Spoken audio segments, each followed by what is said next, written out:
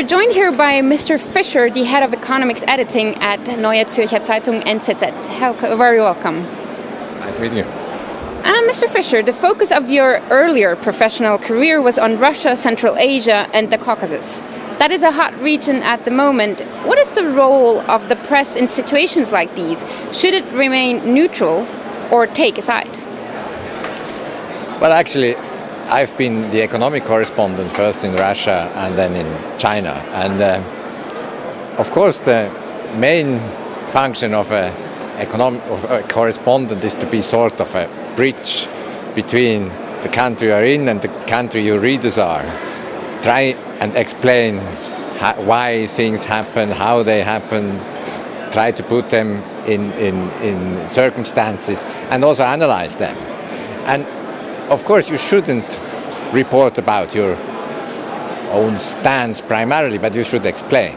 But we at the NZZ believe that news is a commodity. You don't just give the news, but as I said, you have to give the circumstances, try to explain why people behave as they behave, what do they think, etc. And that's the value add that we provide. So we are not totally objective in the sense that we give no opinion, but we try to be neutral. We don't have an own mission. We try to explain. That makes a lot of sense. You have been awarded the Prezvania Prize for the best foreign economic coverage of Russia by the Russian Association of Entrepreneurs and Industrialists.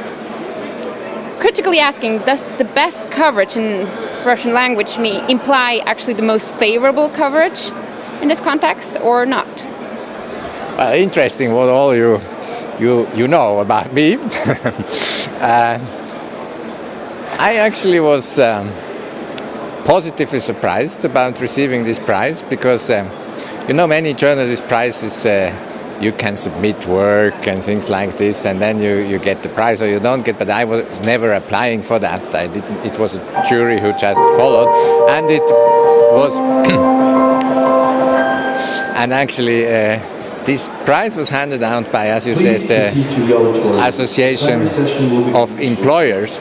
And maybe you remember that was the time when you had UCOS and all these kind of issues. So employers in Russia and Employers Association hasn't had an easy time. So it was not the state. I would have had a lot of problems receiving a prize from the Kremlin, but it was the Employers Association, and I took it as a reward for an objective, explanatory reporting about what happens in Russia's economy. And maybe to add on to this, in your opinion, is there freedom of press in Russia, or where do you see room for improvements?